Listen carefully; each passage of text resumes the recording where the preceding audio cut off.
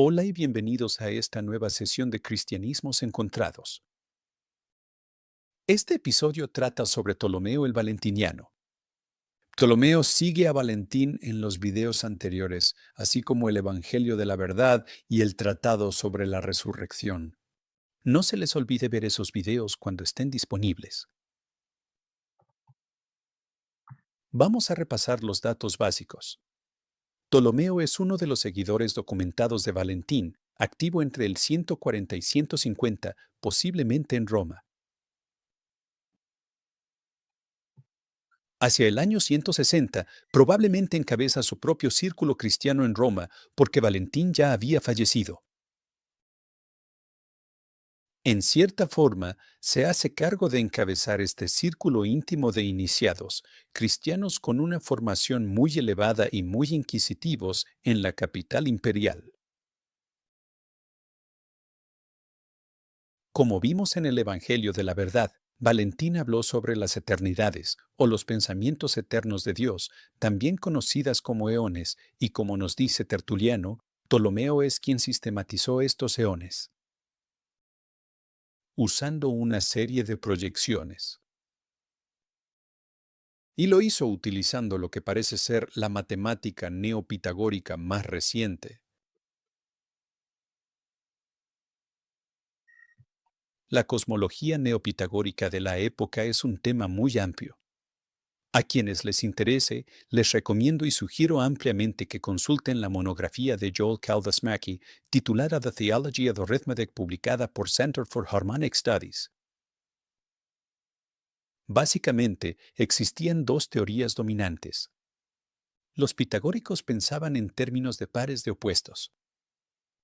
Así, se parte de una pareja formada por la mónada y la díada, de la cual surge la tétrada, a veces llamada la tetractis, y a partir de ahí se llega a la década. Y a partir de la década se construirían los elementos que conforman este mundo. Cuando los platónicos comenzaron a trabajar con este material, muchos de ellos ya sostenían que estos pares de opuestos, este sistema dualista, no era suficiente. La idea es que, por encima de la mónada y la díada, hay otra mónada más elevada, el uno trascendente, que no tiene consorte y de la cual surgen los pares de opuestos, sin realizar esfuerzo alguno o siquiera un acto de voluntad. Simplemente sucede a través de un proceso de emanación. Así, del principio de la unidad surge el principio de la dualidad, la tétrada, también llamada la tetractis, y como la tétrada es 4, de ella se deriva la década, ya que 1 más 2 más 3 más 4 suman 10.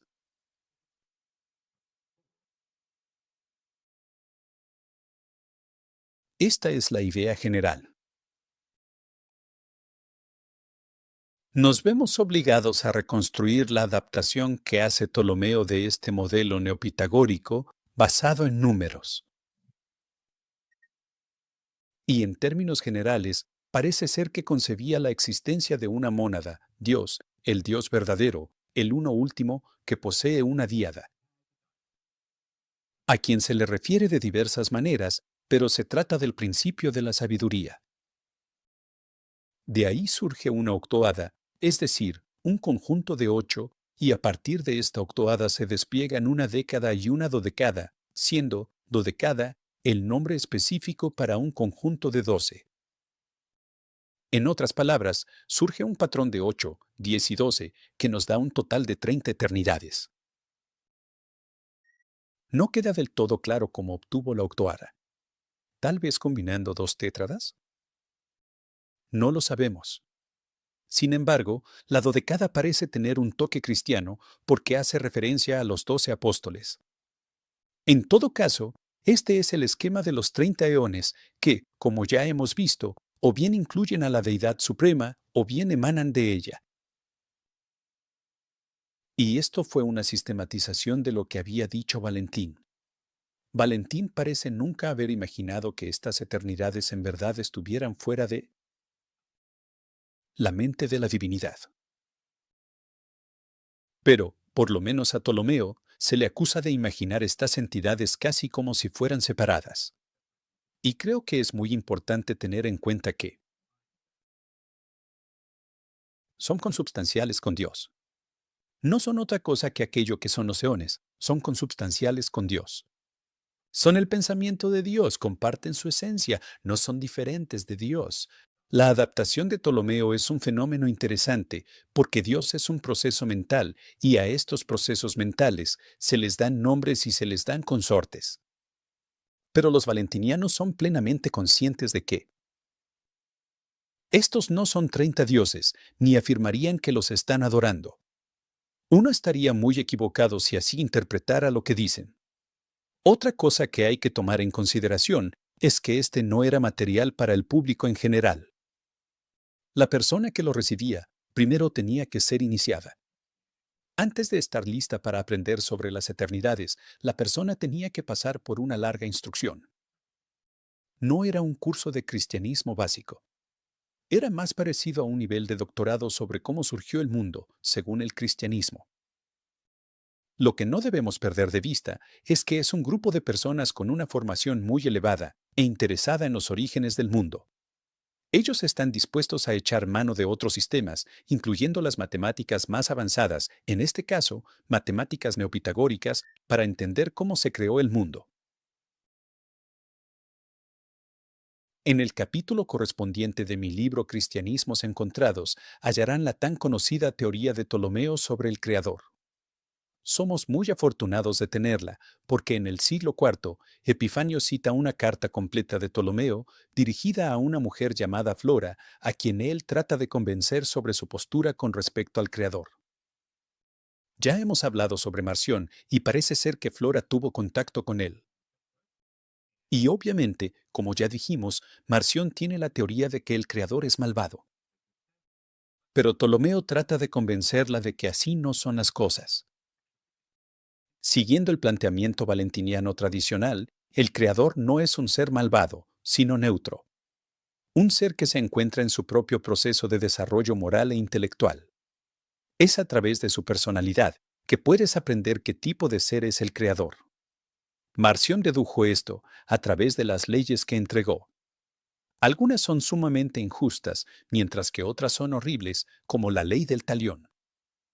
Ojo por ojo y diente por diente. A Gandhi se le atribuye un dicho famoso, que dice así: si viviéramos bajo el principio de ojo por ojo, todos estaríamos ciegos. Si lo piensan, de hecho es un principio muy injusto y horrible. No tenemos indicio alguno de que esto fuera metafórico. El Dios judío dice ojo por ojo, mano por mano, pie por pie. Y así es como en realidad se impartía justicia en el antiguo Medio Oriente. Pero no todo está mezclado con injusticia. A veces nos topamos con una buena ley, como no matarás, que es parte de los 10 mandamientos, pero dista de ser perfecta. Cuando llega Jesús, lo hace para perfeccionar la ley. Y entonces Jesús nos dice, ni siquiera te enojes. Ptolomeo considera esto como el perfeccionamiento de la ley. También están las leyes judías, que los cristianos gentiles gustaban de interpretar como meramente simbólicas. Por ejemplo, guardar el sábado. Para ellos, no significaba descansar en sábado literalmente. Tenía que ver con abstenerse de hacer el mal. Esa es la explicación que da Ptolomeo, pero obviamente no es la única. Podríamos decir que el Creador es un ser complejo. No podemos decir que únicamente es malvado. Aplica la justicia con rigor, pero tampoco es perfecto. De eso nos damos cuenta a través de las leyes que entregó. Pero su deducción más importante es muy similar a la de Marción. Y esta es, dicho de una forma sencilla, si el Creador no es inherentemente bueno, entonces no es el Dios verdadero. A saber, no es el Padre de Jesucristo. Este es un punto fundamental que surge de la lectura e interpretación de las escrituras hebreas. Tanto Marción como Ptolomeo coinciden en este punto. Y al mismo tiempo, Ptolomeo busca ser más preciso sobre quién es el Creador. ¿Y cuál es nuestra relación con él? Esto explica cómo los cristianos abordan las así llamadas enseñanzas del Antiguo Testamento. Si ustedes están familiarizados con Ptolomeo, saben que pocos de sus escritos sobreviven. Pero si estudian a profundidad su carta a Flora, se quedan con la impresión de que tanto él como otros maestros cristianos forma parte de una red de comunidades más amplia. Y por así decirlo, él imparte cursos avanzados por su cuenta. Tenía un grupo de discípulos y probablemente se reunían por su cuenta al margen de la liturgia habitual. Y cada vez que estaban juntos, recibían estos conocimientos cristianos avanzados. Era similar a una escuela, pero una escuela de carácter religioso. En verdad se están esforzando por entender los misterios del universo. Y esto lo hacen desde su cosmovisión cristiana. Así que no es una escuela laica, sino que han formado un círculo diferenciado. Desde mi punto de vista, no encuentro suficiente evidencia como para concluir que Ptolomeo se considerara parte de otra comunidad. Él abiertamente reconoce que forma parte de una comunidad en la que hay diferentes tipos de cristianos. Habría cristianos que no estarían interesados en lo más mínimo en discusiones intelectuales y rechazarían sus enseñanzas. Ptolomeo estaba plenamente consciente de este hecho. Estaba muy al tanto de esta situación. Por otra parte, estaban los cristianos a quienes los valentinianos llamarían espirituales, que sí aceptaban sus enseñanzas, que tenían una forma distinta de pensar y además un espíritu de indagación espiritual. Sin embargo, la mayoría de los cristianos no tenían una tendencia intelectual marcada. Podríamos decir que hoy en día encontramos casos muy similares. El punto es que Ptolomeo y su círculo estaban integrados a las redes católicas primitivas, es decir, asistían al culto comunitario. Esto era lo que más irritaba a Ireneo, y fue lo que lo inspiró a escribir su obra monumental en 5 volúmenes, llamada La refutación y desenmascaramiento del falso conocimiento, aquí Gnosis, más comúnmente conocida como Contra las herejías. Y comienza con una crítica hacia Ptolomeo. Los valentinianos son el principal objetivo de ataque porque, puesto que forman parte de su red eclesiástica, representan un gran peligro para Ireneo. Él se siente incómodo con dicha situación, pero todavía no está dispuesto a expulsarlos.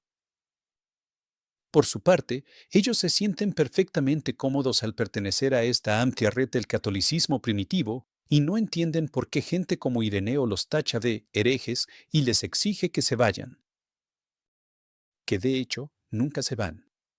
Es muy importante no confundir la retórica heresiológica con lo que en realidad está ocurriendo a nivel social. No se fueron, y parece también que esto no ocurrió, sino hasta que formaron una comunidad aparte, por ahí de principios del siglo III. Quisiera concluir dándoles las gracias a todos por su apoyo. Se los agradezco profundamente. Espero que les sea de mucho provecho. Gracias también por sus comentarios y espero que tengan un excelente día. Quiero verlos a todos para nuestro próximo video.